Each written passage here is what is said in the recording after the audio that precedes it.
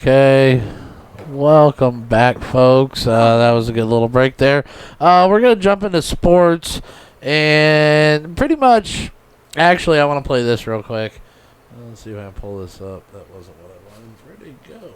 What did I do with it? I don't know what I did with it, folks. So what's your favorite NFL team there, Kitty? The Lions. Okay, so let's play this one. So, again, folks, I have some parodies at my disposal now, and it's pretty funny. So, unfortunately, yesterday, none of the teams that were playing fit my parodies. These parodies are from 2012. So, if you hear some random names that are pretty old, you'll know why. They're 8 years old. So, but these are pretty funny little Monday Night Football little ditties that I got from a guy, and they're pretty good. So let's see if it'll play here. It should play. The Lions are headed to the Windy City. They're 2-3, and that's pretty shitty. I dress up like my favorite player, Brian Urlacher, and put a Stafford jersey on Garnett, then I fucking slap her. The Bears are one of the best teams in the NFC. They're fueled by lots of human growth and THC. They're smoking that purple hydro kush. Are you ready for some Purple hydro kush, folks. a black and blue celebration? I'm gonna eat more chicken wings than 50 starving Haitians. I'm gonna take off my pants. No, but I can get wireless ones. We don't need my wireless. middle finger disappear past the second knuckle. Take that, Chris Angel. Woo! Oh God, not enough lop, you Bobby. And whoop, I love the echo. And we'll have more of that, folks. I've got dozens of those to have some fun with over the next few weeks and everything else. But we are talking sports. And the main topic I wanted to talk about tonight is Steve Nash. Now, a lot of you, and I know Kitty's not really a sports fanatic at all. Not really at all. Unless it's got to do with animals. No, not really. So the dog shows. The dog shows, which aren't really a sport. They're a competition, but they're not really a sport. No. But I like equestrian stuff, like the jumping and the racing, and my favorite are the sulky horses. Yeah, we'll get into that too in the sports column here. But the sports one I want to bring up is Steve Nash. Now, everybody was jumping on the bandwagon that I was white privileged at Steve Nash. He has no coaching history. He went straight out of the NBA, straight to coaching. He was a Hall of Famer. If you're a Hall of Fame NBA basketball player, you get a pass. Right. Because I never heard anybody bitching about Doc Rivers. He's a black guy that went straight from the NBA with no coaching experience straight to a coach. They didn't have a problem with him doing it, but they have a problem with Steve Nash doing it. Because it's his white privilege that got him the job. White privilege doesn't exist. You're right. It doesn't exist. I sure of hell have never benefited from it. Well, I wish I did. I haven't either. I've had to work my ass off for what I got. Right? Maybe it would be different if we lived in a more... in an area where there are more people of color. Yeah. Well, in sports right now are kind of shooting themselves in the foot anyway, with the protesting and some teams not coming out for the, like in the NFL, some teams not coming out for the national anthem. But it's funny because before 2009, NFL teams didn't come out for the national anthem. They all stayed in the locker room. Right. I don't have a problem. Let them all stay in the locker room until after, just like before. I mean, that was only up, 09 was the earliest they did this. This is when they started. It was only 11 years ago. People lose track of this concept of thinking that these players have always come out for the national anthem, and they haven't. What is that called where you have like a mass... Exodus? No, where it's a bunch of people thinking that something happened when it was actually something totally different. No clue. Oh, like words to songs and shit. Oh, I cannot remember what it's called. Yeah, we'll look that one up for you, folks. I don't know either. If you know, hell, email us, bsmedia419@gmail.com. I honestly don't know. She's doing some research right now, folks. Yeah. But that's kind of all I had on sports. It's just sports have pretty much. I mean, the NFL's down 22%, or the NBA's down 20 to 22% in their viewer ratings. The NFL on opening day was down almost 17%. And this is in the middle of a pandemic where nobody's going out; they're sitting behind their TV. The Mandela effect. Okay. Like my belch in there. Yeah. Yeah. Well. Here's 10 examples of the Mandela effect, and your brain playing tricks on you. Okay. Okay.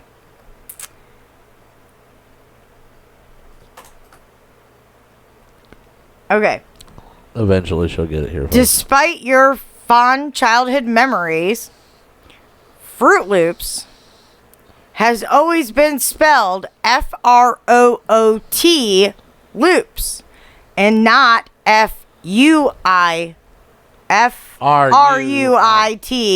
loops. This is true. I mean, I can see that. Here's another one.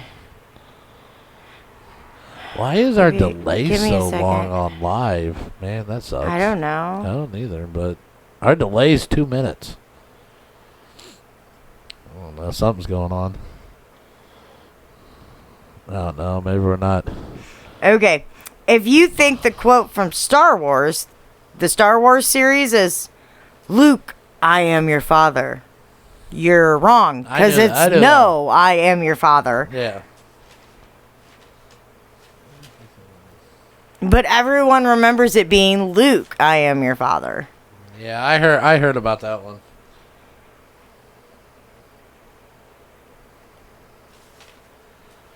Anyway, we'll bring you some more on the Mandela effect here. Send me that link though, so I can put it in the notes today. So. Okay. But we'll talk about that, and we'll talk about more things that you think you know, but you don't know. But yeah, the sports are just ruining themselves. They're shooting themselves in the foot over all this. People want to watch sports 3 hours or 4 hours on a Saturday or Sunday to get away from the political bullshit that they're seeing the rest of the week, not to still have it shoved in their face. And they're not going to watch if they still have that shoved in their face. So. Right. So that's kind of all I had on sports this week. I got sick of sports when they all started protesting. I just was done at that point. I don't think protesting belongs in our sports arenas. I don't think at all. You're there for our entertainment. And you make millions of dollars to entertain us by playing a damn game. Protesting does not belong there. No, because none of those guys have really had hardships. And most of them are rapists and murderers. And this, that, and the other. So, anyway, we're going to move on to Save the Children. Now, this segment is going to get a little dicey, folks, because we're going to talk about a subject that's pretty new in the news over the last week, and both of us just don't see it. But I'm going to start out with a good little news. Arrest made in 1984 rape murder of a teenage girl in Rochester, Pennsylvania. Or Rochester, New York. Hold on. Great. Now it's not going to want to load my fucking article. And it still doesn't want to load. Investigators with the Rochester Police Department and Monroe County District Attorney's Office announced an arrest of a man accused of killing a teenage girl 35 years ago. Timothy Williams, 56, was arrested in Florida for the death of Wendy Jerome, a 14-year-old girl who was raped and murdered in November 22nd, 1984. He was 20 at the time he allegedly committed the crime. Jerome's body was found on Webster Avenue in Rochester 2 hours after she was reported missing by her family. Rochester Police Department Captain Frank Umbrino said a Familia DNA search led to a significant break in the case, which allowed samples collected in the scene at Webster Avenue to be tested and linked to potential leads. The DNA match was made in July, which allowed investigators to identify Williams as a suspect and travel to Melbourne, Florida to arrest him. Police say this is the first time a Familia DNA search was used to potentially close a local case. There were no witnesses to the brutal or horrific crime. Over the years, investigators have followed up on hundreds of leads, hunches, all eventually leading to nowhere. The case went cold, but it certainly did not get forgotten. Familial DNA. Yeah, it's those ancestry. Yes, that's what I was just thinking. Yep. Speaking of those exactly things, what it was, so. Unfortunately, people, when you do these things, you can find out family secrets. Yeah, you can. Oh, yeah, like, I know someone who found out that their possible father or grandfather, we're not sure which, was their uncle. Wonderful. Actual uncle. So, she unfortunately is a product of incest. But aren't we all technically a product of incest? Hey. How, meaning how? If Adam and Eve were the first two people, we're all incest. Wait. You actually have to read the Bible. Because it says the daughters of Adam and Eve married the sons of man. But who's the sons of man? Adam and Eve. No, but see, back in England, families would marry families just to keep the royal bloodline. Like the royal bloodline. Now the royal bloodlines are oh my lord, completely incestual. Yes. Their family tree does not fork. No, it doesn't, because they wanted to keep the wealth in the family. Right. Well, and a lot of your royalty from different countries and all that were related to other royalty in other countries. Yep. Like royalty in the old world, they were all related to each other. All of them. What the hell you got going on over there? Talking. We're on a show and you're talking.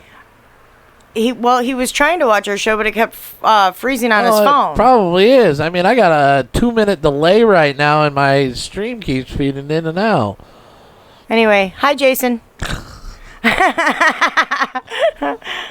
He tried. He did try to watch us, but it kept freezing on his phone. I kind of figured. I wasn't having a good stream session. I mean, it should be streaming pretty good here now, but who knows? I really don't care. The recording's still good, so that's all I give a shit about.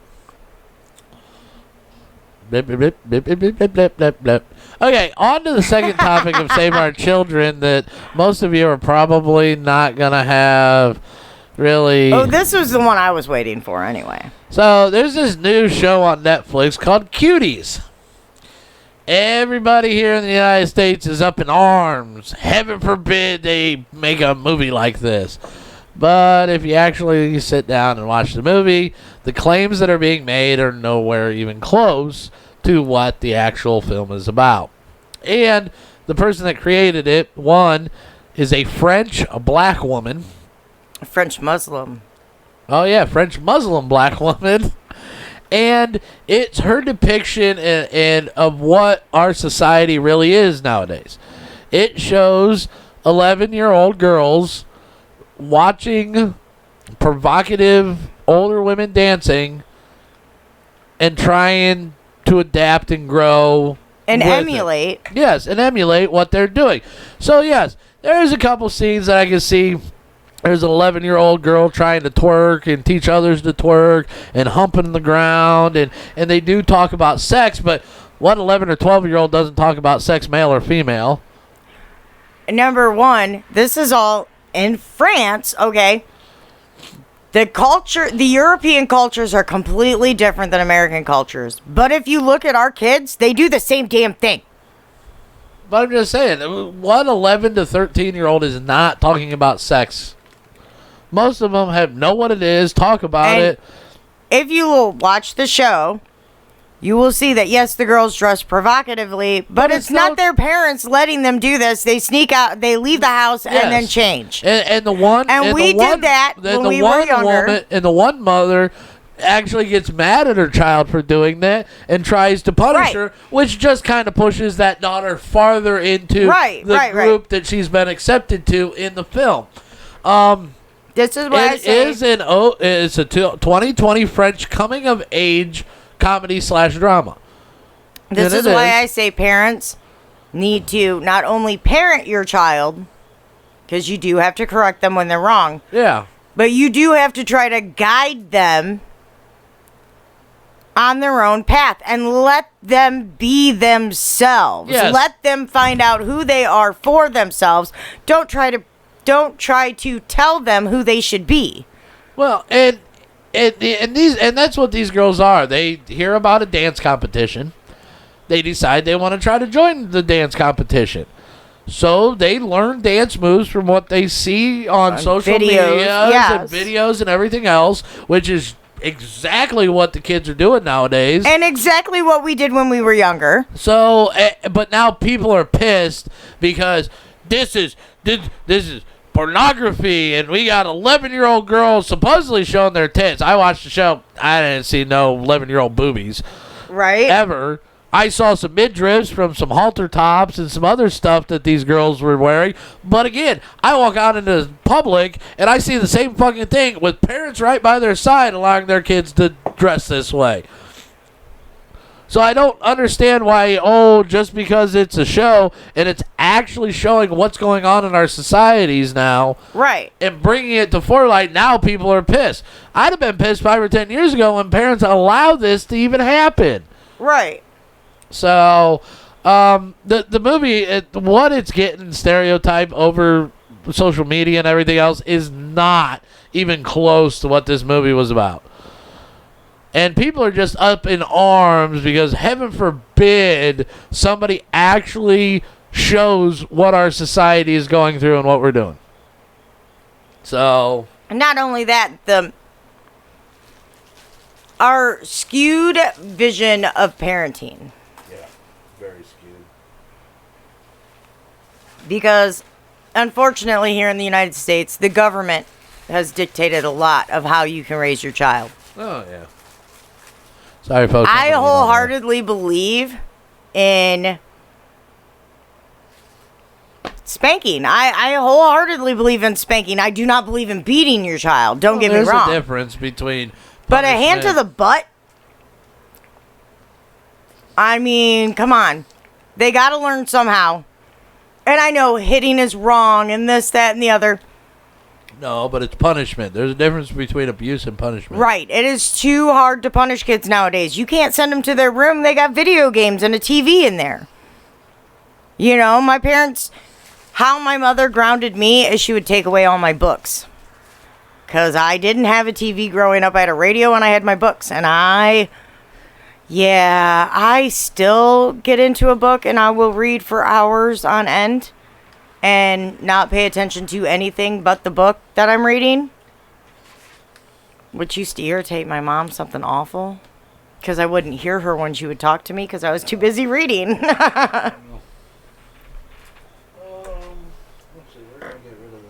But I am one of those, I will wholeheartedly admit, I am one of those people that can look you right in your face when you're talking to me and not hear a word you say because I'm not concentrating on you. She can't, folks, and she doesn't hear half the words I say.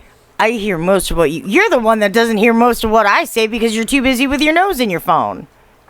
Doing research for this show, other shows, work. Getting in fights on Facebook. That too. And they're debates, not fights. Well, you debate. They fight. Exactly. Yeah, good point. It's still a fight, though. It's just not on your end. I throw out facts and numbers, and I get a, fuck you, you're retarded, you're dumb, you don't know what you're talking about. I love it when they go right to name calling. That is when you know you have won. And most of the time, it's most of the time right off the bat, too. And then I bring that up, and then they have a problem with that, too. Oh, I got into it with somebody the other day. Somebody that used to be a friend of mine on Facebook. And They told me, because I didn't want to hear them whine for the millionth time about how shitty their life is, Oh, well. that I am a selfish, self-centered piece of shit. Because you didn't want to listen to them. Because I didn't want to hear them complain about their life for the millionth time. Not only that, but I'm going through some shit and have been going through some shit, but you don't hear me bitching about it constantly. I guess I didn't have that one. Granted, I don't want my life to end like I used to. Yeah, Thanks to you. That's a good thing. That's all thanks to you. I know. Well, that's all I had for Save the Children. Okay. So, Well, I don't have anything for that because I haven't really been doing any research into it, honestly, to tell you the truth. Because I have my beliefs and nobody likes to agree with me on it. But I think children should be taught at a young age how to defend themselves, how to take care of themselves. yeah, pretty much. So we're gonna move on to some news from around locally and around the world. Actually, more of this is around the country and around the world. Two LA county deputies out of surgery after ambush shooting in Compton. Two young officers in LA were gunned down by one guy. Did you hear about this? No, I did not hear about this. Not hear about this. The two LA County Sheriff's Department deputies who were shot and critically injured Saturday night are out of surgery, according to the LASD spokesperson. It looks like they're going to be able to recover. We'll see what the long-term impact is. We don't know that yet, but they survived the worst. Well, they survived. That is a miracle on its own. Well, one was shot in the face. Actually, they both were shot in the face. And their surviving is a miracle. And the one shot in the jaw, and she still called it in and was able to get the other guy to safety. Good for her. Oh my God, she deserves a medal. The deputies, one male, one female, were ambushed as they sat in their vehicle.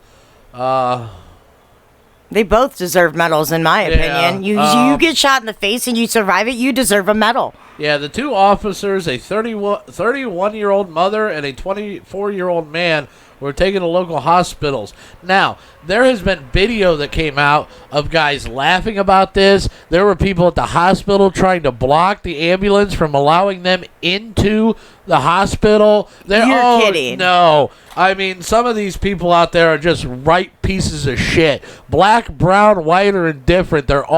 Anybody that did this is a piece of shit. I totally agree with you. Anyone that blocks an ambulance, doesn't matter who the hell's in it, is a piece of shit. Yeah, no, they tried to block them from coming into the hospital. They laughed about it, joked about it. There's people saying it was a good thing and this is great and everything else because they don't like cops. People that don't like cops are usually the ones that are the reason for 90% of the problems that we have in the larger cities. For the most part. So I have had no problem, no issues with any police officers that I can remember. I mean, other than one particular cop that we didn't like, but there was reason behind that. I've never had any police officers that ever treated me badly. I've always been treated with the utmost respect when I get pulled over. But I'm not a troublemaker. I don't cause trouble. I don't do things to get in trouble. Yeah. Therefore, I'm not in their radar, you know? That's the thing. I mean, a lot of these people, if you look at their backstory, nobody wants to admit that, but the ones that have been shot and everything, they had a criminal past, and they were doing criminal things. Right. Like the one recently that was actually going for a gun, going back into his car. He was in violation of a restraining order to begin with. The one that on the lady that called it in the first place, and why cops showed up in the first place. Right. So I mean, if he didn't want to be around cops, why is he violating a restraining order that he had on him? Right. Or it was a no contact order, but same thing. So, I got a good one out of Flint, Michigan here. Oh. It has to do with technology. Smart helmets get their U.S. test flight at Flint's Bishop Airport, scanning temps and recognizing faces. Interesting. It is a police helmet that actually is. It's kind of like a RoboCop helmet.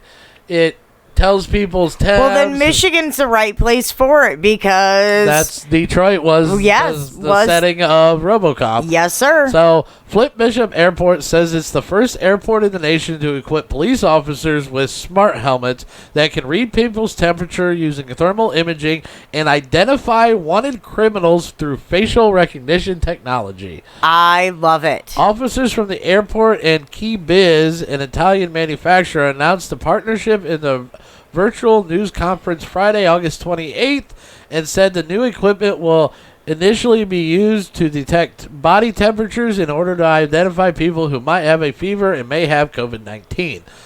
The helmets, which cost $10,000 apiece, Jesus, can also factually scan identities in the airport and detect matches with photographs that are uploaded to the device, allowing police to detect wanted criminals, suspects, and missing persons. Huh. Bishop's also has announced that the new technology, the device, is a game changer. And it is. Truly is. Does it? I mean, you're in public, folks, so there is no privacy in public. Just remember that when you go out. You can have cameras on you at all time. I can record you at any time. There is no privacy in public. Now, in my own home, that's a different story. But when you're out in public, anybody can film you. Anybody can do that. You have no privacy. There is no perceived privacy in public. Exactly. And people don't understand that. They think that they have privacy all the time. No, you don't. Certain settings, yes, but not all the time. So, what's next in our news? It's your Ohio troop. Trooper sees $158,000 worth of ecstasy and yeah, oh shit, that works. Go ahead. Okay. Oh no, it's gonna take forever to load. There it goes. Ohio trooper sees $158,000 worth of ecstasy and promethazine cough syrup during traffic stop. An Ohio man has been charged after Ohio State Highway Patrol troopers discovered $158,000 worth of ecstasy pills and promethazine cough syrup during a traffic stop. Troopers made an arrest during a traffic stop September 4th in Wyandotte County. During the traffic stop, they said they smelled marijuana coming from the car. During a search, troopers found 1,300 doses of ecstasy pills and 120 bottles of promethazine cough syrup, which is used in the manufacturing of meth.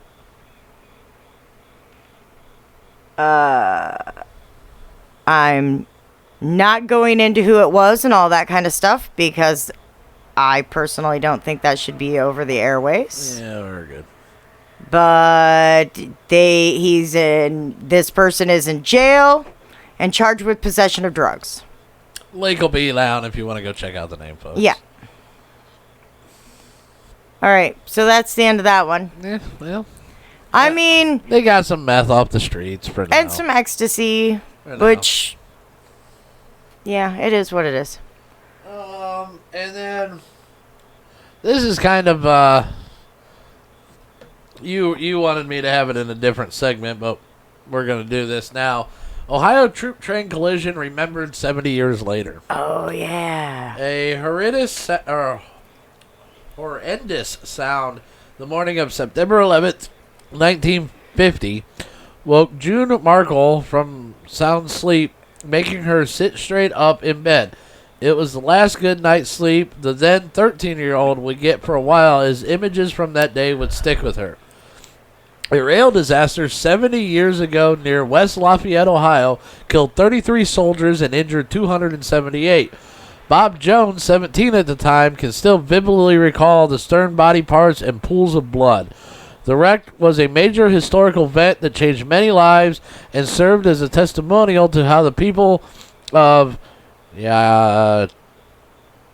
Kowashkin County pulled together in the crisis. The crash, The wreck occurred in the early foggy hours of September 11, 1950, when the Spirit of St. Louis, a passenger train with 240 people aboard, crashed into the back of a Pennsylvania Guard troop train that was headed for Camp Atterbury in Indiana.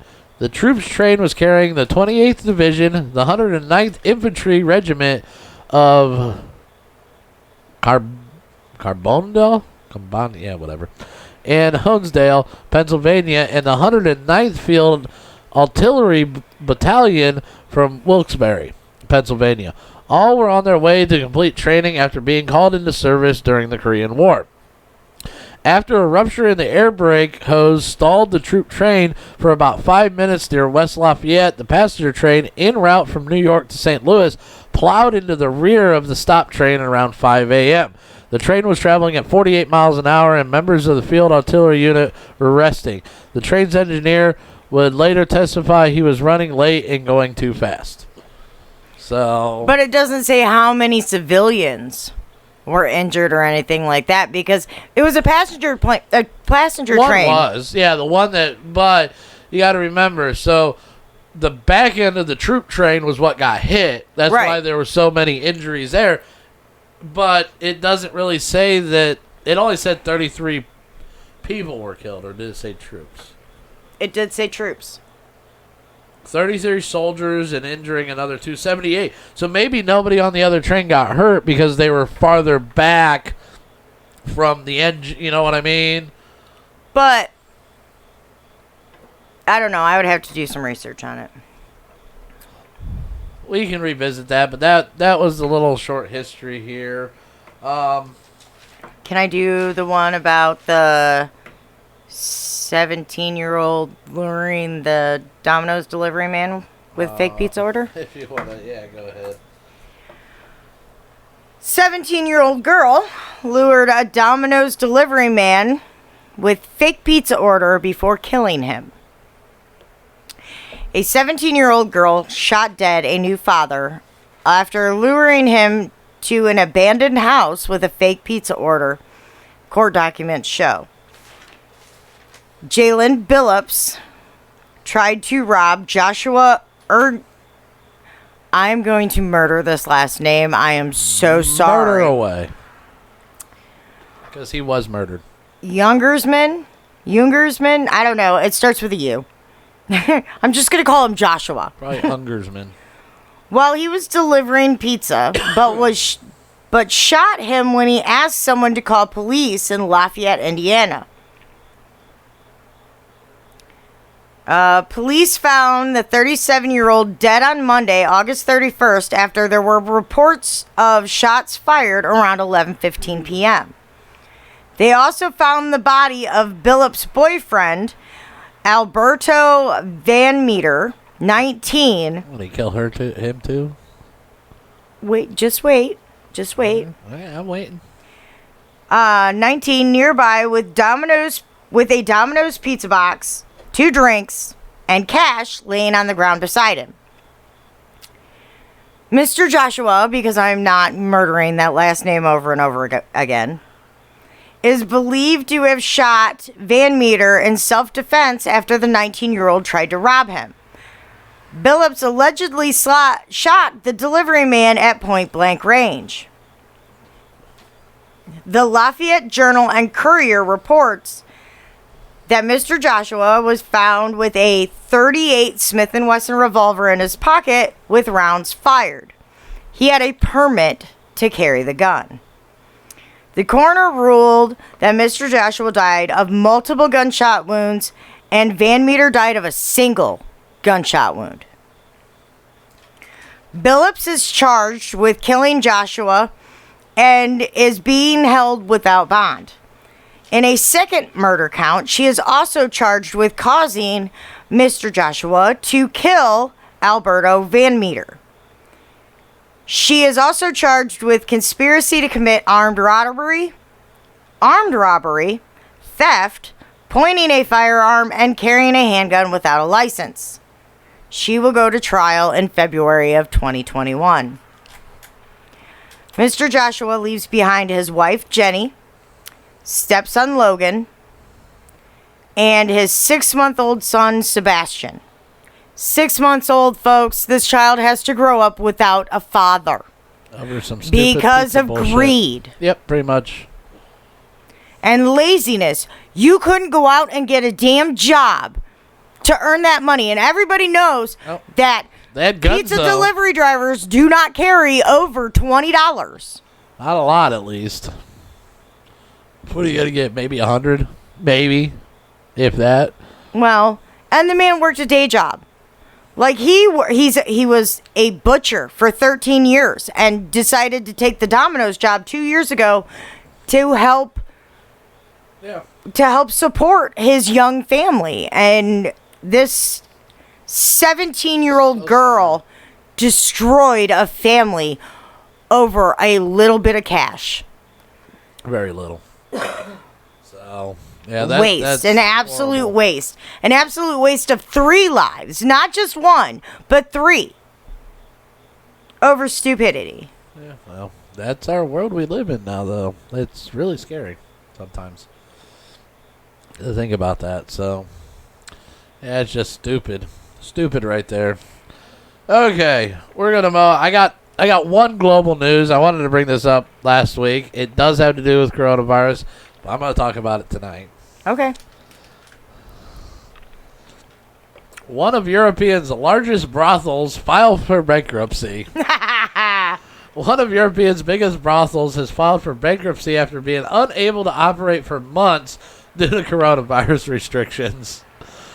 German Daily Express reported on Thursday that the Pashka brothel in, I want to say Cologne, but it's not Cologne. Yeah, it's Cologne. Has used up all of its financial reserves paying for the upkeep of its 10-story building and 60 staff members. That's a lot of horse. Pasha's director, Armin Lapskild. Oh, you're going to murder names now too, Yeah, huh? of course. Criticized the authorities handling the crisis. We were put off for further 2 weeks every 14 days. We can't plan like that. We might have been able to avert bankruptcy with the help of the banks if we had been promised that things could start again at the beginning of next year.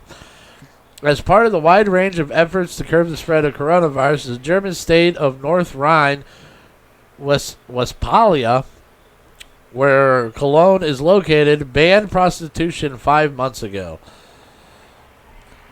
Organizations representing sex workers have warned that the closure of brothels will likely force prostitution underground, where women are at greater risks of exploitation. Which Not it is. just exploitation, but of disease and Of everything else. Everything. I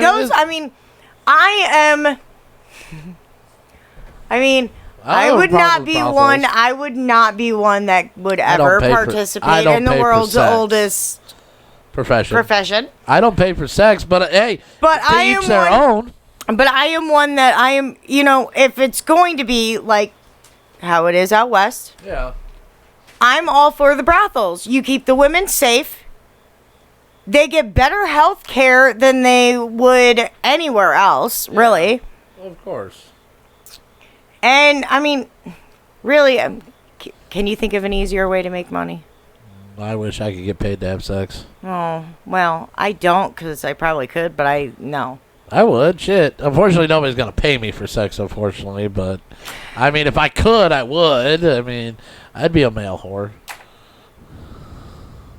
I could see you doing that myself, but... Hey, like I said, but nobody's going to pay me for sex, and that's sexual discrimination right there, folks. There are male prostitutes, though. Yeah, but still, they ain't going to pay me. Well, no. They want... thanks.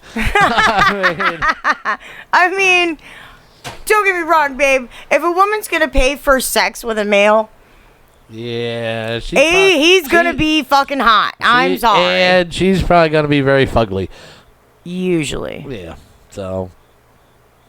I mean, it goes the same way. The women that are the prostitutes are pretty good looking, and the guys that are paying for the sex are pretty fugly. Right. I mean, most good looking guys are not going to pay for sex. That's why I don't pay for sex. Did you know, folks. like a few years ago, I read an article that housewives in California would go to these brothels and spend a weekend making money, and they would make like a couple $1,000s before they would go home.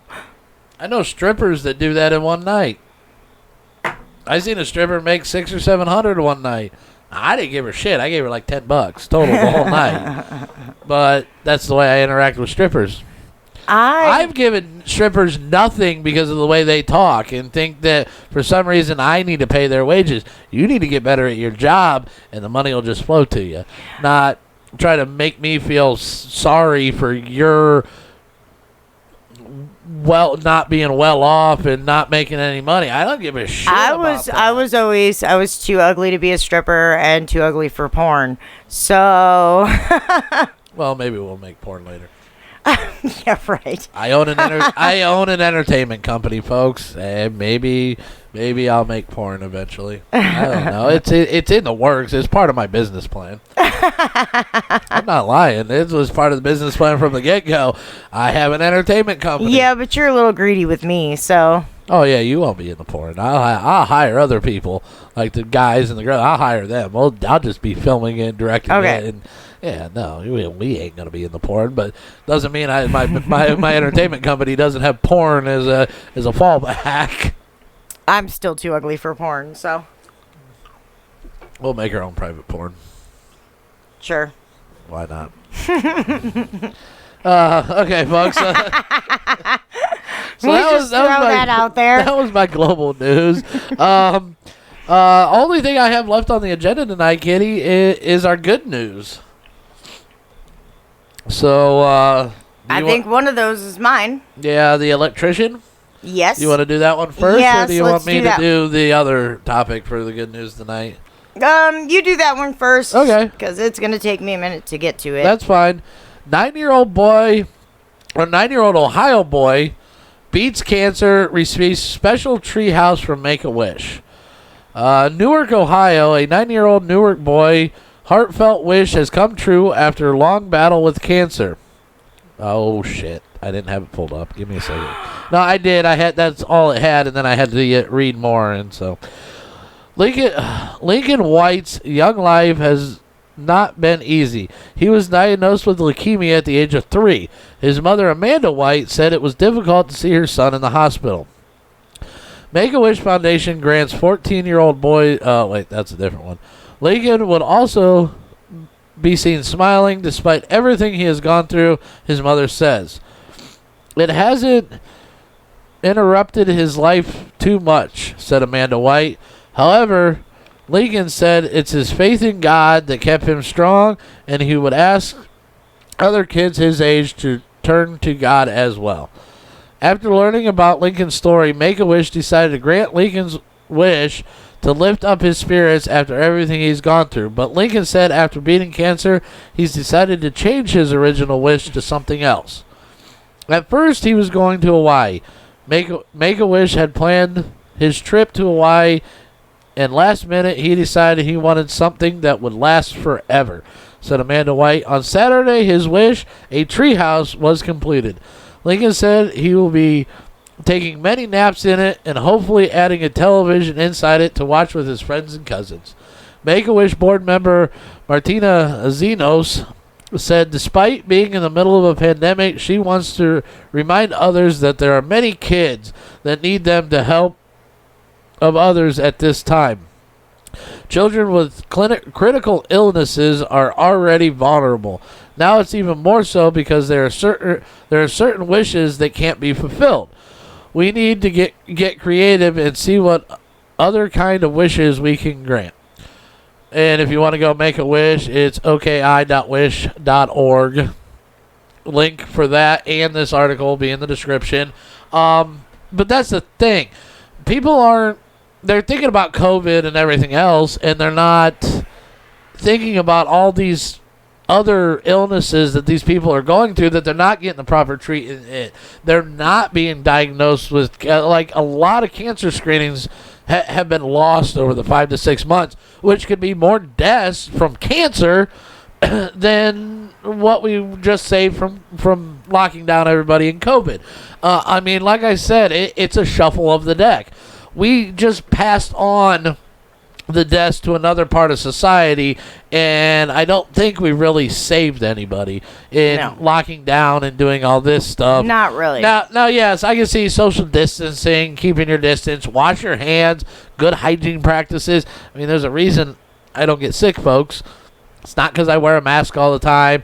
It's not because I'm not vocal and I don't go out to bars or I don't go do any of that. It's because I know how to not transmit fucking diseases to other people. I don't spit and cough in people's faces. I try not to be touchy-feely with people, especially after I coughed in my hand or something like that. It's just common practices that keep me healthy compared to other people. You don't really touch people all that much. I mean, I'm actually happy for the 6 foot distance because I like 6 foot distance and I like to tell people to get the fuck back. I mean, you don't really like human touch, well, unless it's me. I don't like people touching me. I'm not a hugger. I'm not a hugger. I'm not any. Unless it's me. Well, you're different. I know. So you don't count. Okay. So, but that was a good news over last week, folks. A 9-year-old boy got his wish, and he changed it up. He changed it up something that would last. That would last a little longer. Right. Now, obviously, by the time he's 18. Right. But here over the next 4 or 5 years, he's got his own little getaway. He's got his own little hangout spot. So that's pretty cool. So, all right, on to my good news. On to your good news, which is an electrician. An elderly woman called to have her lights fixed, and the electrician ended up doing so much more. 72-year-old Gloria Scott called an electrician, John Kenny, to have a light fixed in her home. But when he showed up and realized the condition of her house, he started repairing it for free. Wow.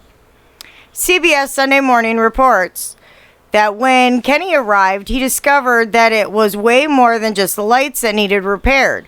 The home didn't even have running water. Whoa. And Gloria was too poor to pay to have the needed repairs. So Mr. Kenny did what any of us would like to think we would do in that situation. He went back the following Monday and decided to help her even more with the help of some friends.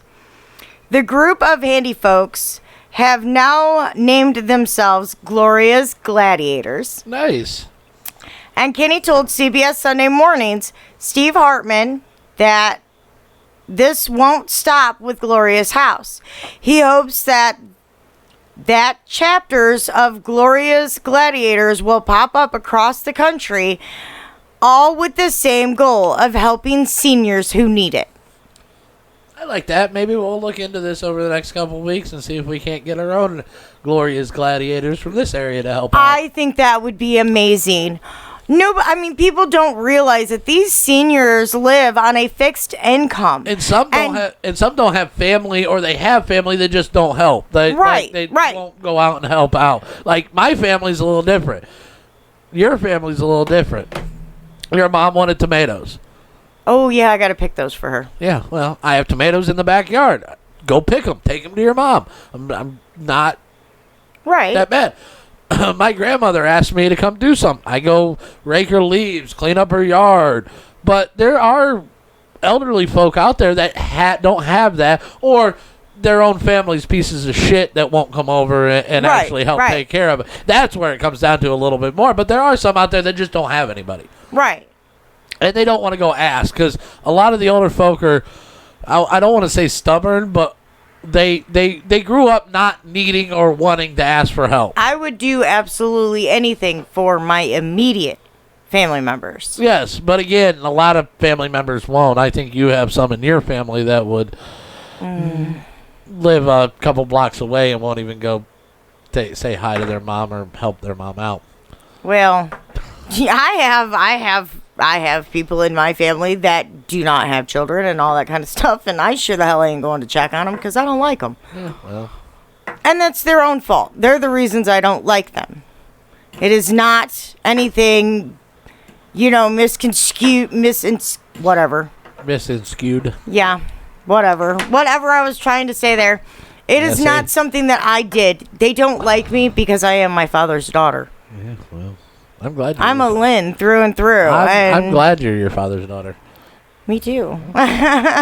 So, but that's a couple of good news this week, folks. Good show, Kitty.